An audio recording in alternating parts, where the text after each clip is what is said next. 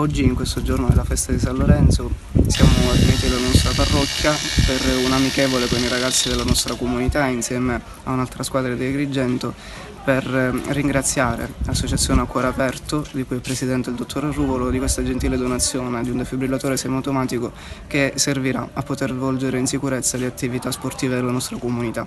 Oltre naturalmente a questo tipo di attività, nella nostra comunità opera il centro pastorale Diversamente Abili e quindi avere a disposizione uno strumento salvavita sarà utile anche a loro. Speriamo sempre di non utilizzarlo, però nell'eventualità si dovesse presentare un bisogno urgente, con gli operatori addetti anche all'utilizzo si può intervenire immediatamente, considerato anche il fatto che Monserrato dista parecchio, saranno 10 minuti di macchina dall'ospedale più vicino, San Giovanni di Dio, e quindi poter intervenire in queste occasioni purtroppo che potrebbero presentarsi diventa una sicurezza in più per tutti quanti e per le persone che vivono nella nostra comunità. Facciamo delle visite in giro per il territorio, in Sicilia, in Africa, e in questi anni abbiamo donato tanti di questi defibrillatori. Perché?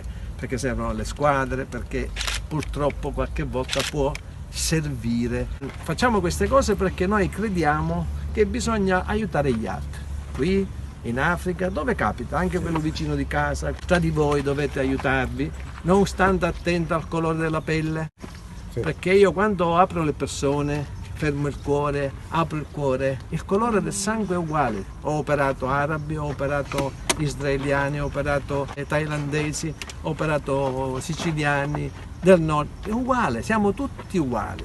Crediamo che bisogna aiutare gli altri e fare del volontariato che costa poco. Vogliamo portare un messaggio di dire vogliamoci tutti quanti, dobbiamo aiutarci, aiutare chi ha più bisogno. Dovete ricordarvi che a volte noi basta girarsi e c'è chi dice ma perché non mi fa un sorriso, perché non mi dà la mano, perché non mi dice guarda ti posso aiutare a migliorare te stesso. E soprattutto non bisogna avere questo concetto che è tipico nostro siciliano del non far fare agli altri che vogliono fare le cose fatte bene. Quindi quando vedete uno che fa le cose fatte bene, poi dovete dire se lui le fa bene io lo devo fare meglio, sempre per cercare di migliorare la qualità di vita nostra e di quelli che ci stanno accanto. Quelli che noi facciamo studiare in Tanzania, dove andiamo, non vogliono venire in Italia.